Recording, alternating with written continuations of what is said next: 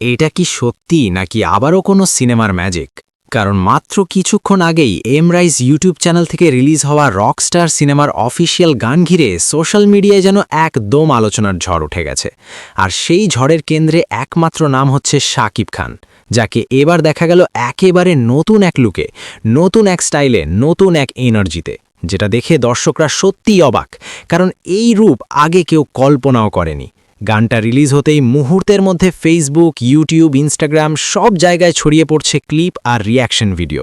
আর সবাই বলছে শাকিব খান মানেই এবার আবারও নেক্সট লেভেল ট্রান্সফরমেশন। এর আগেও প্রিন্স সিনেমায় তার যে ভয়ঙ্কর এবং ডার্ক লুক দেখা গিয়েছিল, সেটাও দর্শকদের মনে দাগ কেটেছিল। কিন্তু রকস্টার যেন সেই ভাবনাকে আরও এক ধাপ এগিয়ে নিয়ে গেছে।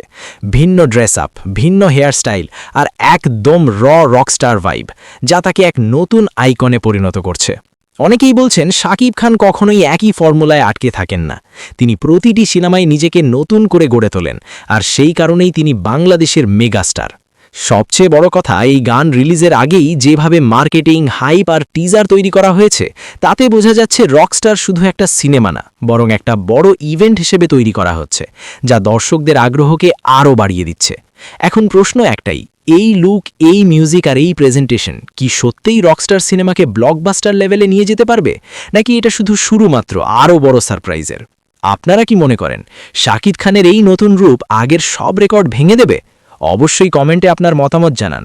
আর এমন আরও এক্সক্লুসিভ আপডেট, সিনেমা নিউজ আর রিয়েল টাইম বিশ্লেষণ পেতে আমাদের চ্যানেল ফিল্ম নিউজে চোখ রাখুন। কারণ এখানে সিনেমার গল্প শুধু দেখা হয় না, অনুভবও হয়।